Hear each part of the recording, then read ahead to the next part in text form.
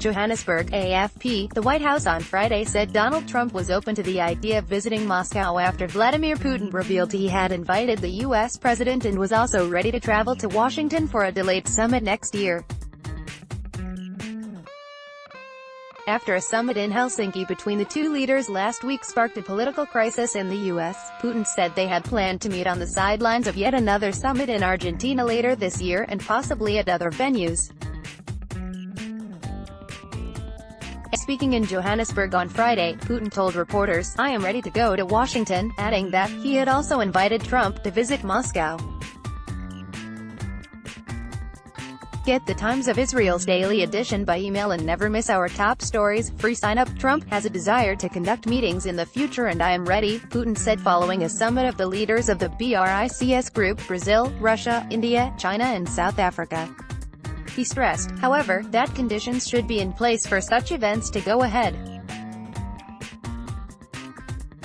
U.S. President Donald Trump waves next to First Lady Melania Trump, as they board Air Force One at Andrews Air Force Base in Maryland on July 27, 2018. AFP photo, Jim Watson. The White House responded with a statement saying, President Trump looks forward to having President Putin to Washington after the first of the year, and he is open to visiting Moscow upon receiving a formal invitation. The Kremlin chief spoke after the U.S. administration earlier this week delayed a second summit between Putin and Trump to next year under fire from critics at home, and was visibly at pains to demonstrate he had taken no offense. He said he understood the U.S. leader's position, adding they planned to meet on the sidelines of a G20 meeting in Buenos Aires starting late November. Trump and Putin could also meet at other international events, the Russian leader said without naming them. Life goes on and our contacts are continuing despite all the difficulties in the U.S. domestic political life, Putin said. Face-to-face contacts needed. He said the two leaders needed to see each other face-to-face to discuss a host of bilateral and international issues like Syria, Iran and nuclear arms control. He said talks should begin on the possible extension of a nuclear arms treaty which was signed by Trump and Putin's predecessors, Barack Obama and Dmitry Medvedev in 2010 and which will expire in 2021. Are we going to extend it or not? He asked. Contacts at the highest political level are needed, Putin said. You cannot discuss everything by phone. Russian President Vladimir Putin holds a press conference at the end of the 10th BRICS summit in Johannesburg, South Africa, on July 27, 2018.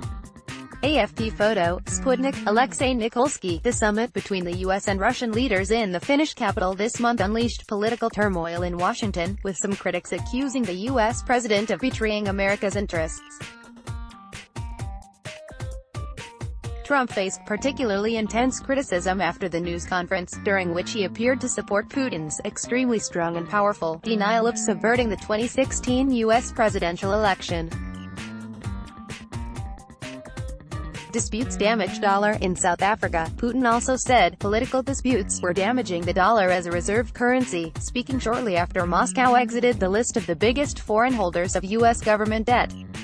With regard to our American partners and the restrictions they have put in place, especially with regard to dollar payments, it is a big strategic mistake, because it undermines confidence in the dollar, he said. Packs of freshly printed $20 bills are processed for bundling at the U.S. Treasury's Bureau of Engraving and Printing in Washington, D.C., on July 20, 2018.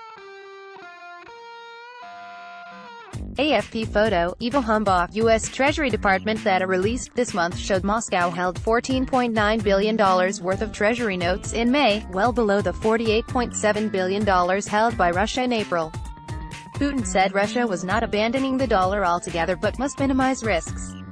The heads of the BRICS group met in Johannesburg for an annual summit dominated by the risk of a U.S.-led trade war, although leaders did not publicly mention Trump by name.